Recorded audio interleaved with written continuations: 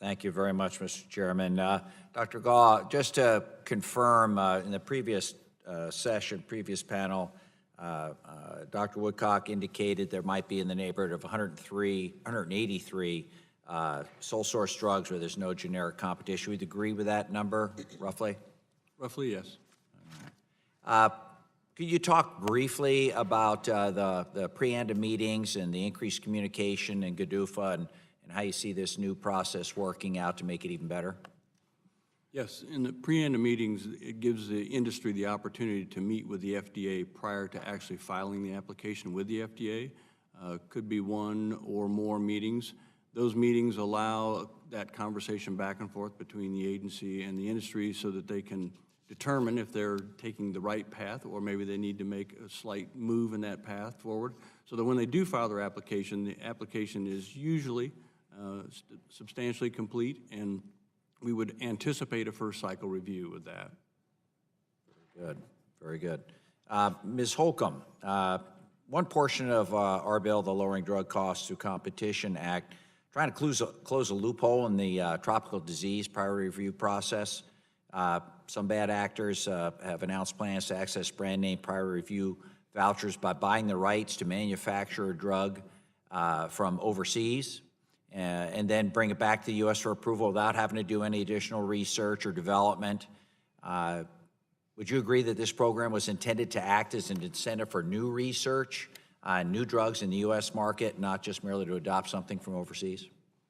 I would agree that this program was intended to ensure that U.S. patients affected by these tropical diseases would be able to access safe and effective drugs to treat them. Our concern about the provision as it currently is written is worrying about taking away from FDA the ability to decide on an application-by-application basis what data are needed to provide an approval for a drug. So there may be cases where a company has perfectly legitimately marketed a drug and had it approved first in a country where these diseases are endemic, and then brings this application to the U.S. because U.S. patients are now being affected because they travel out of the country, for example.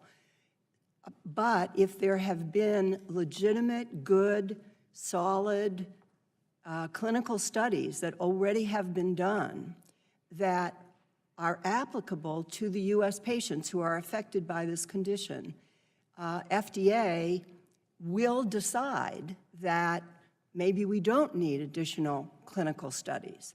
If FDA has a different view, then of course they should be able to say to the company, you need to do new studies. And sometimes that's going to happen for various reasons. And that's where our bill, I think, is trying to get at. Give FDA the final say using whatever appropriate studies are out there. Dr. Gaw, question on the risk management strategies and studies that we're trying to put in our legislation. Do you have any idea about the number of companies that may be restricted from accessing the market because of the REMS current provisions? There's somewhere in the realm of 80 to 95 companies that have the restricted REMS. Oh, so a substantial number. And then there's another probably 40 to 45 companies that have a restricted distribution system set up, but it's not part of the REMS system. Very good. And with that, I yield back, Mr. Chair. Thank you.